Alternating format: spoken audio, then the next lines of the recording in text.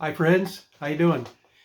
Hey, I want to talk to you a little bit more about real estate today, and let's talk about getting an offer on the house. Let's say you're selling your home and you're waiting uh, impatiently for an offer, and then an offer comes, and it's exciting to hear your agent call you and say, "Hey, there's an offer in on the house."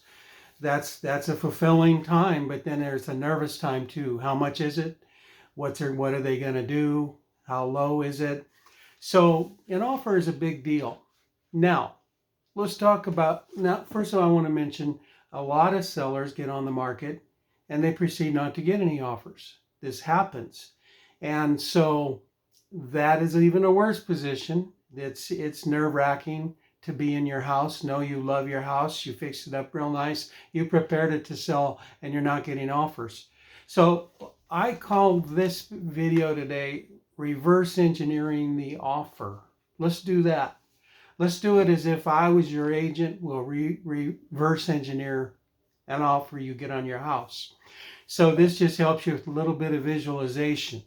So first of all, to reverse engineer, we have to go backwards from the day I call you and say, hey, there's an offer on your house. What happened right before that?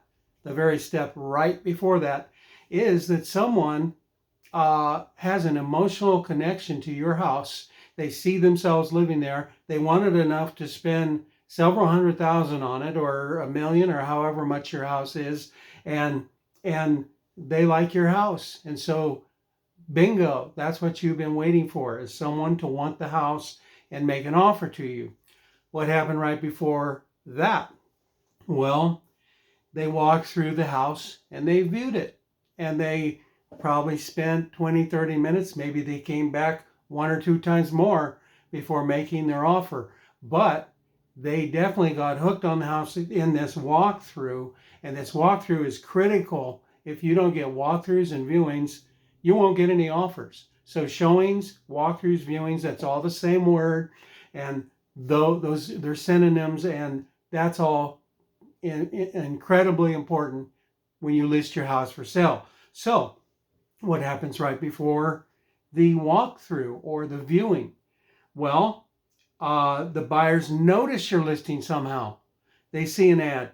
They see something on Facebook. They see it. Their agent sends them it on a list of houses in the neighborhood you're looking in. Somehow, the buyer notices the listing. Okay, what happens right before that? Your agent markets your listing. No, wait a minute now. Not all agents are into marketing. A lot of agents put your house in the MLS service and then let it sit there until someone notices it in there. And they don't really actively market. So, that's a big problem right now. So I want you to know, if you hired me, I'm an agent that actively markets, and I have a procedure and a protocol, and I have a long list of check-off list of things I do to get your house out there and exposed, so that you hit a critical mass of exposure where offers start to happen. Okay, so that on that step of the reverse engineering is your agent markets the listing. That's what leads to the buyers noticing your listing, which leads to the walkthrough of the viewing, which leads to the emotional connection that people have with your house, which leads to the offer. Let's go a step before the agent marketing the listing. The agent sets up the listing. There's a very wise and clever way to set up listings so that they maximize the showings and everything is maximized in the seller's favor. The listing ought to be set up.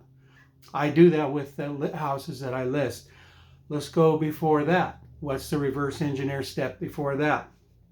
The agent sits down with the seller, and the seller and the agent, I and my client, have a strategy on how the house will be marketed. Now, a lot of houses have a story to tell. I say all houses have a story to tell. So I advise you on how to get that story out there, because stories sell houses. And so there you go. The agent and the seller strategize together, and I let my clients be an active voice and give active input. And oftentimes it's very good input. And then I take their input and I arrange it according to my marketing expertise. See how that works? So what's a step before the seller and I strategizing together? It's the last one. You hire the agent. The seller hires the agent. Be careful. There's good and bad agents. It isn't a company thing. It's an agent thing. You could have an independent or agent that knows how to market, or you could have a great big company and find an agent in that big company, but they're not such a good marketer. You get what I'm saying? I'm an independent broker, owner of my own firm, and when I market your home, I am doing so with a lot of experience on marketing, but also I'm doing so in a way where I'm marketing to all the other agents, those ones you could have hired, I'm marketing to them. So there you go. I'm Greg Nichols. You can call me. I'm the owner of MFN Realty. We do the Tri-County area, and we don't charge for some of our innovations that we have any more than any other firm. And you get MLS and you get all the usual stuff. So anyway, have a great day. God bless you. Thanks for listening.